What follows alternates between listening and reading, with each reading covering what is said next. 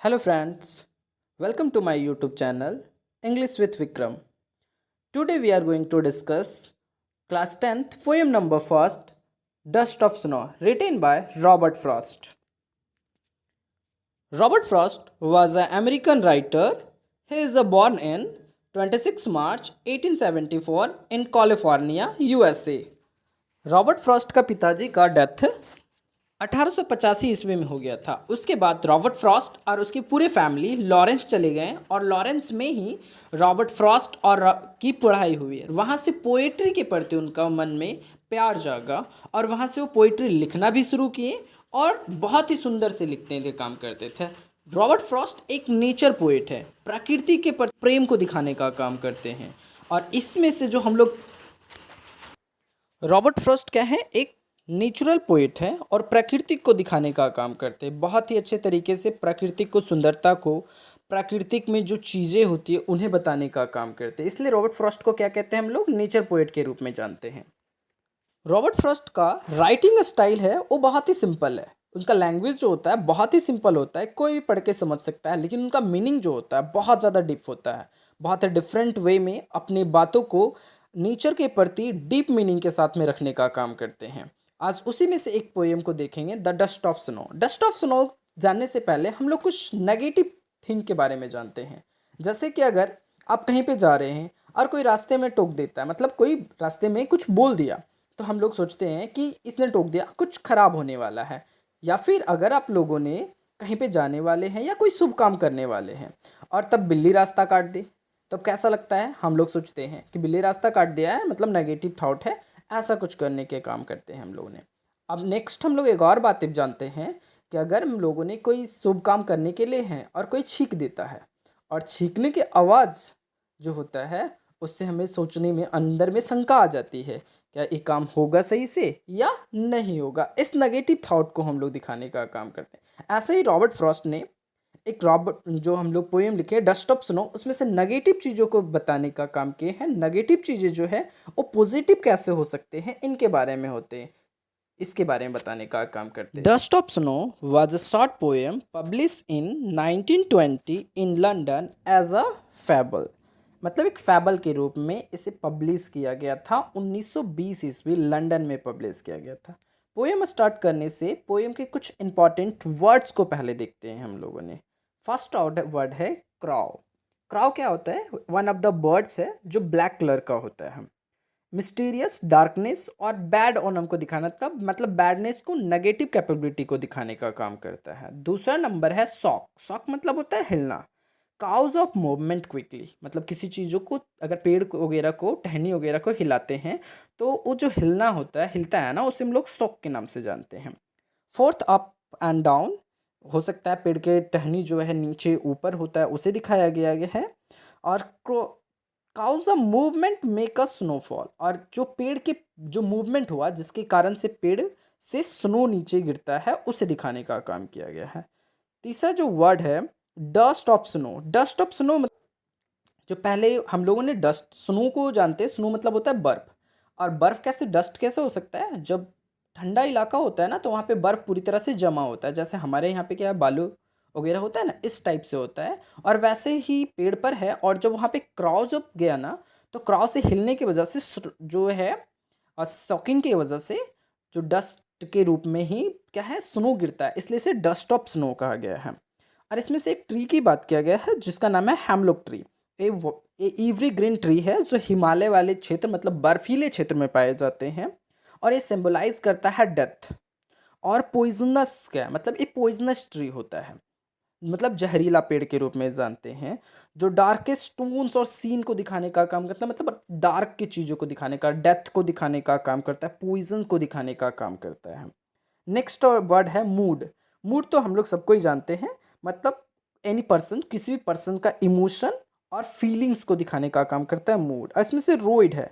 रोइड कहने का मतलब फेल्ट रिग्रेट, मतलब ऐसा महसूस करना, बहुत ख़राब सा महसूस, सैड महसूस करना, या सॉरोफुल अबाउट अ समथिंग, किसी चीज़ या किसी के कारण से दुख सा महसूस करना। ये कुछ वर्ड्स थे जो हमें पोएम को समझने में मदद करेंगे। चलिए हम लोग स्टार्ट करते हैं पोएम को लाइन बाय लाइन। बोलते the way a crow shook down on me the dust of snow from a hemlock tree. इसमें से कहता है कि जब मैं जा रहा था, और जाने वाला कौन है? Robert Frost. जब रॉबर्ट फ्रॉस्ट रास्ते से जा रहा था तो उन्हें क्या रास्ते में क्या मिलता है? एक हैमलॉक ट्री मिलता है। और हैमलॉक ट्री पे क्या है? एक बर्ड्स तो है ना, वो क्या करता है, उसके जो हैमलॉक ट्री के जो टहनियाँ हैं, स्टेम्स हैं, उसे थोड़ा सा सेक करता है, जिसके कारण से स्नो जो है ना, डस्ट ऑफ स्नो उसके ऊपर में, रॉबर्ट फ्रॉस्ट के ऊपर में गिर जाता है। आगे हम लोग देखते हैं, has given my heart a change of mood and saved some parts of a day I had rued. और उसी के कारण से उसके हार्ट में जो है ना चेंजिंग आता है। मतलब कहने का मतलब है वो बहुत ज़्यादा पहले दुखी थे, और दुखी होते हैं जिसके कारण से जो वो स्नो जो है गिरता है, और स्नो गिरने से कारण से उसके अंदर जो इनर फीलिंग है उसमें से चेंजिंग आ जाता है, उसका मूड में चेंजिंग आता है, चेंजिंग ऑफ द मूड। और वे कहते हैं कि जिसके कारण से वो बहुत ज़्यादा दुखी थे, और दुख अब पेड़ से गिरा, स्नो गिरा, और उसके जो सैडनेस था उसकी बॉडी में, जो किसी वर्ड्स किसी चीज़ों के लेकर बहुत ज़्यादा दुखी थे, बहुत ज़्यादा सॉरोफुल महसूस कर रहे थे, और उसमें से चेंजिंग आता है, उसके अंदर हैप्पीनेस आ जाता है।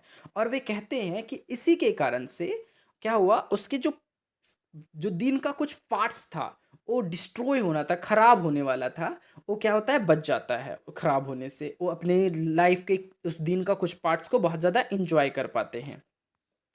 तो इसमें से हमें ये समझ में आया कि इसमें से कुछ चीज़ें था, जैसे कि इसमें से क्या है, हैमलॉक ट्री है, क्रॉव है, जो क्या है दोन, और एक स्नो, जो डस्ट ऑफ स्नो है। ये तीन चीज़ों की बात किए हैं, तो डस्ट ऑफ स्नो को हम लोग थोड़ी देर के लिए छोड़ देते हैं। अभी बात करते हैं क्रॉव। क्रॉव क्या है? नेगेटिव है, ब्लैक ब्लैक है, जो बैड दिखाने का, बैडनेस को दिखाना, डार्कनेस को दिखाने का, कहता है अंधेरे को दिखाने का काम करता है। दूसरा है हैमलॉक ट्री, और हैमलॉक ट्री क्या है? डेथ को दिखाने का काम करता है, पॉइजनस को दिखाने का काम करता है। और ये दोनों नेगेटिव चीज़ों के कारण से आज रॉबर्ट फ्रॉस्ट का जो है, जो कुछ समय, कुछ दिन का कुछ पार्ट्स जो खराब होने वाला था उसे बचा देते हैं, और उसके जो मूड्स जो था, उसका जो अंदर सैडनेस फीलिंग जो था, उसे क्या करते हैं, हैप्पीनेस में कन्वर्ट कर देने का काम करते हैं। इसमें से इसलिए रॉबर्ट फ्रॉस्ट ने इसमें से दिखाने का काम किया कि नेगेटिव चीज़ें जो होते हैं वो हमेशा हमें बुरा ही नहीं करते हैं, और प्रकृति की कोई भी चीज़ें जो होती है वो हमें क्या कहते हैं, नेगेटिव नहीं होता, सब पॉजिटिव होता है। आप किस अनुसार से सोच रहे हैं इस पर डिपेंड करने का काम करते हैं। चलिए हम लोग इसके रैमिंग स्कीम को देखने का काम करेंगे। फर्स्ट ऑफ है the first स्टेंजर, the way of क्रॉ soak down on me the dust of snow from a hemlock tree। तो फर्स्ट लाइन में the way of crow, the crow, अ का साउंड होता है, क्रो ओ, जिसमें से हमें ए मानते हैं इसे। दूसरा है मी, जो मी, ई का साउंड आ रहा है, इसको मानते हैं बी। और स्नो, फिर से क्रो और स्नो दोनों सेम सेम मिल रहा है, इसलिए दोनों ए और ए।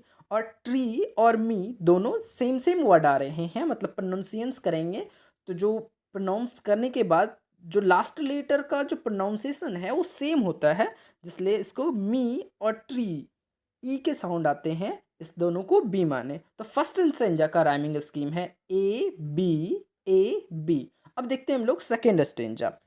He given my heart a change of mood and saved some parts of a day I had rode।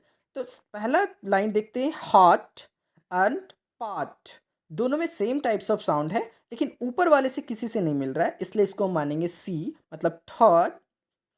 Second stanza का फर्स्ट और थर्ड वो दोनों क्या है, सी सी है।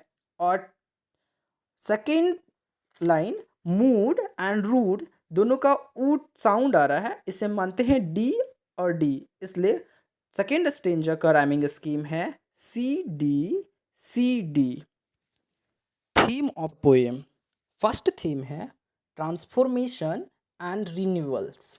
इसमें से कहते हैं कि जिसमें से बताया गया है a small unexpected event, snow fallings, जिसमें से दिखाया गया फ्रॉम अ ट्री। कहते हैं कि एक अनएक्सपेक्टेड इवेंट हुआ, जिसमें से क्या हुआ, ट्री से क्या हुआ, सन स्नोफॉल हुआ, मतलब स्नो गिरा। शिफ्ट द स्पीकर मूड, और क्या हुआ, उस जो स्पीकर जो है रॉबर्ट फ्रॉस्ट जो है उसमें से क्या करते हैं, आके टच हो जाता है, उस पर गिरता है थोड़ा सा, और उसका जो सैडनेस है, from sadness to hope solving the little moment can be bring a positive change. और उसकी क्या आया, उसमें से क्या आ जाता है, पॉजिटिव चेंज आ जाता है, मतलब उसका जो सैडनेस है वो हैप्पीनेस में चेंज हो जाता है। तो इसलिए इसमें से क्या है, ट्रांसफॉर्मेशन और रिन्यूअल्स। ट्रांसफॉर्मेशन मतलब ट्रांसफर हो जाता है, सैडनेस से हैप्पीनेस में ट्रांसफर हो जाता है, और उसको जो बॉडी में रिन्यू कर जाता है, मतलब हैप्पीनेस फिर से रिन्यू हो जाता है, फिर से आ जाता है। ये दिखाने का क्या है, फर्स्ट थीम। सेकेंड थीम है नेचर पावर ऑफ हील्स। कहने का मतलब है कि प्रकृति की शक्ति जो है, जो किसी भी चीज़ों को के प्रति उपचार करने के, मतलब बेहतर कर देने, केयर करने की जो शक्ति है, उसे दिखाया गया है।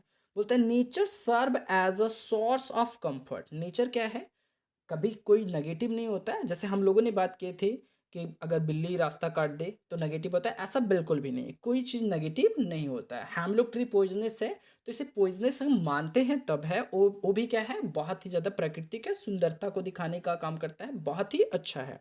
तो इसी है कि प्रकृति क्या है, सोर्स ऑफ कंफर्ट है, healing substyles and improving the speaker emotion state. और इसमें से दिखाया गया है कि इस स्पीकर जो है रॉबर्ट फ्रॉस्ट है, जो उसके उसके इमोशन जो था उसमें से चेंजिंग ले आया, मतलब सैडनेस, सॉरो, सैडनेस से हैप्पीनेस में चेंज करने को दिखाया गया है। तो ये नेचर का पावर है। नेचर ने ही क्या किया है, दो चीज़ें हुआ, एक ट्री था, एक क्रॉ था, और एक स्नो, डस्ट ऑफ स्नो। ये क्या किया, जो नी रॉबर्ट फ्रॉस्ट का इमोशन था उसमें से चेंजिंग ले आए, तो पावर है उसके पास, तो नेचर के पावर को दिखाने का काम किया है। थर्ड है अनएक्सपेक्टेड जॉय। हम लोगों ने जो सोच नहीं सकते हैं वो चीज़ें भी हो सकता है, कहीं पे भी किसी प्रकार की घटनाएं हो सकती है जिससे हमारे पास अनएक्सपेक्टेड इंजॉयमेंट मिल सकता है। जैसे रॉबर्ट फ्रॉस्ट को मिल गया, बहुत ज़्यादा दुखी थे, रास्ते में जा रहे थे, और रास्ते में जाते ही एक छोटा सा इवेंट होता है, अनएक्सपेक्टेड इवेंट होता है, इंसिडेंट होता है, जिसके कारण से उसके जो सॉरोफुल जो था वो क्या हैप्पीनेस में चेंज हो जाता है। हैप्पीनेस और relief can come from the most unlikely place like a crow and cold snowfalls. इसे दिखाने का काम किया है। इस तरह से पोएम खत्म हुआ। पोएम अगर अच्छा लगे तो लाइक कीजिएगा, कमेंट कीजिएगा, और अगर आप इस चैनल पे नए हैं तो सब्सक्राइब कीजिएगा। Thank you for watching.